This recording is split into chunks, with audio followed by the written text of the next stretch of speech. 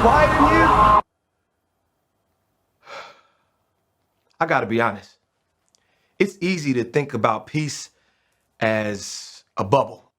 Ignoring the world so that you can chill out and get a little you time. Or maybe you think of peace as a simple agreement. You do your thing, I do mine. Then we don't have to worry about each other's problems or the ways we're different from each other. Or you might see peace as a big, grand thing. General, this treaty officially ends all wars. But true peace doesn't look like any of that. True peace is messy. It takes hard work and creativity. It says, how can I listen to you first before I speak? It says, how can I learn what it's like to walk in your shoes before I try to fix it? How can we get creative to find a way through? See, when you do the hard work of making peace, others can see God at work in you. That's why making peace is an amazing way to worship God with your life. Because worship, it's about more than just singing loud. It's all about living loud.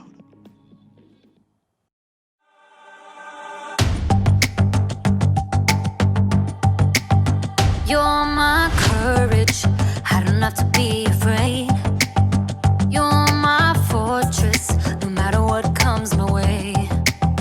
You're my treasure forever, yes, we'll be together always.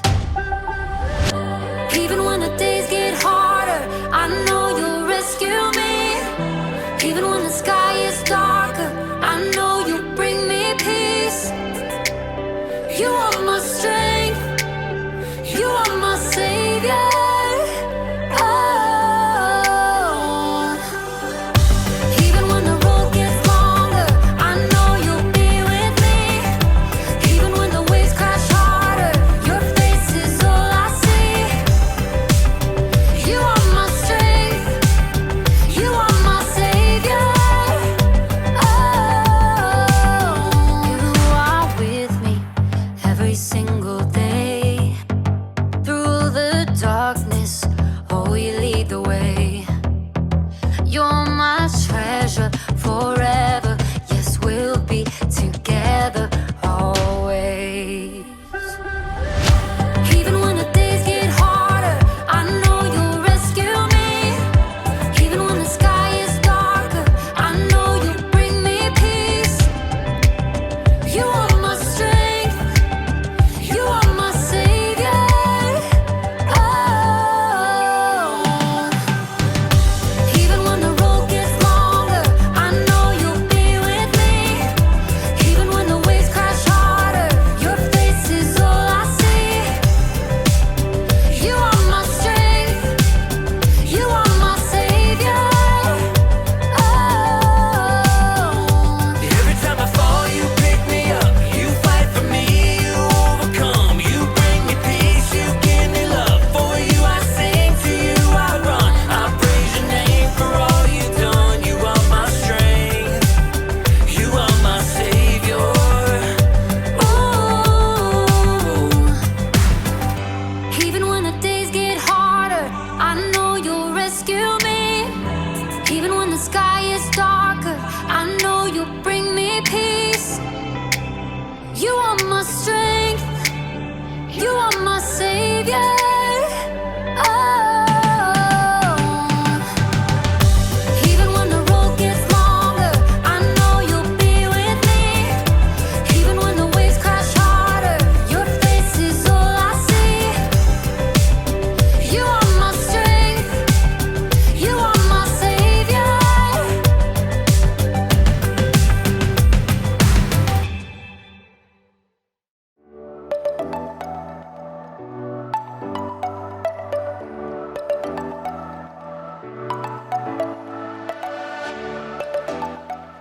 What's up, everybody? It's me, Jacob, and today you're gonna help me solve a mystery. The case of the mysterious envelope. Dun dun dun! What do you think it is? Is it a thank you gift? A prank? A peace offering? Actually, peace is what we're talking about today. Peace is proving you care more about each other than winning an argument. But that doesn't get me any closer to finding out what's inside this package. I feel like I should be wearing gloves for this. Yeah.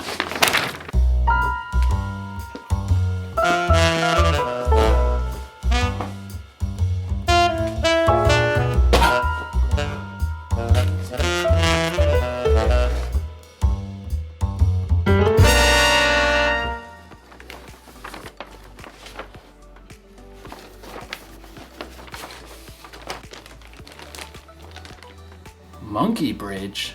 What's a monkey bridge? A few twigs and some string, but no instructions. Another mystery. Dun dun dun! I mean, clearly this is a bridge building kit. Well, maybe the sticks are the decking? But how do maybe I'm supposed to weave it together. This doesn't make any sense. I gotta get creative. I gotta think outside the box to find a solution. Actually, that's exactly what someone in today's story did. Now, how do you build a monkey bridge? The Bible. It's 66 books of history, stories, letters, and poetry that fit together to form God's one big story. The epic adventure of how He created us and loves us so much that He made a way to rescue us. As we travel through the Bible, from Genesis to Revelation, we discover people who met God and found their lives changed forever. Now, for an amazing story, inspired by the book of 1 Samuel, chapter 25. God had promised David would be king, but for now, King Saul ruled Israel. David lived his life on the run, followed by a group of misfits who had become friends and servants. One day, they arrived in the desert of Paran, near the land of a wealthy man named Nabal, who owned 3,000 sheep. We'll set up camp here, man. At first, Nabal's servants didn't know what to think. Too many strangers around these parts. We've had food and sheep go missing. But David's men were honorable. They didn't try to steal from the shepherds. In fact, David protected Nabal's shepherds from any harm. Stay as long as you like, my friend. About time for sheep shearing, isn't it? Oh, yes. Nabal will hold a grand feast when it's all over. Your men have helped us, so they should share in the celebration. David called for 10 of his men and gave them a message to send to Nabal. On it. David's messengers hurried up the mountain to Nabal's estate and were brought to stand before him. Well, what do you want? Nabal sneered down at the men while he continued to chew on a fine leg of mutton. David says, may you live long, may things go well with you. Continue. He says, I hear that you are clipping the wool off your sheep. When your shepherds were with us, we treated them well and protected them. Now please be kind to my men. Please give us any food you can find for us. Nabal leapt from his seat and hurled the mutton bone across the room. Who is this David? Probably a runaway servant. Why should I give bread and meat to a nobody? And his men who come from who knows where? David's men returned to camp and delivered the news. Oh, no, he didn't. Oh, yes, he did.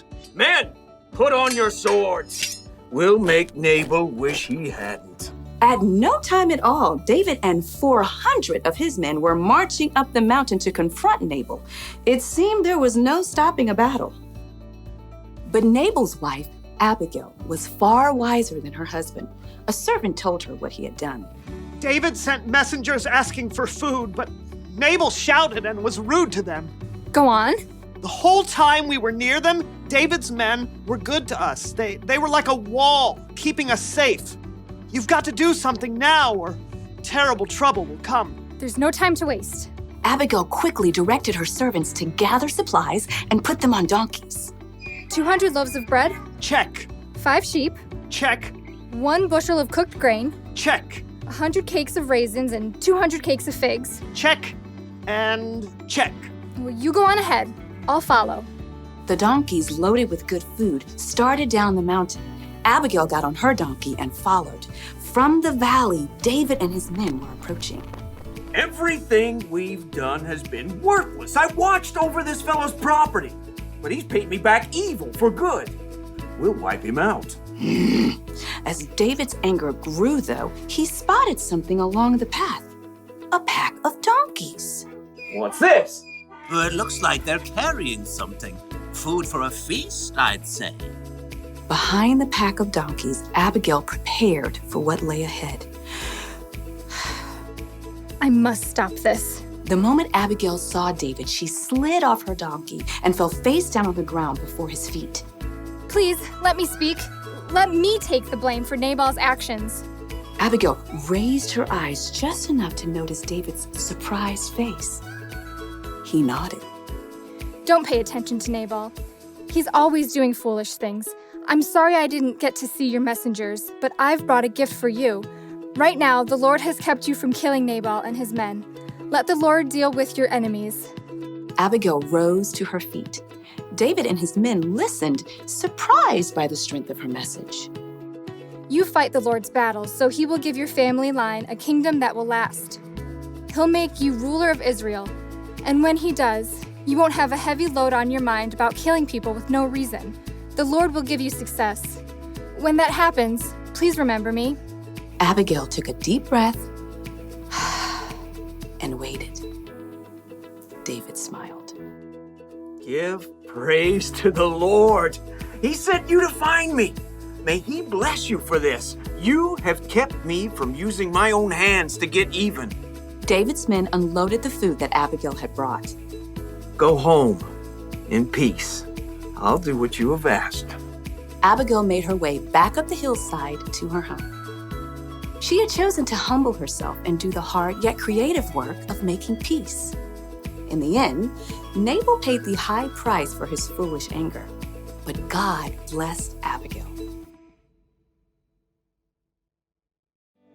The fight between Nabal and David wasn't Abigail's problem, but she didn't use that as an excuse.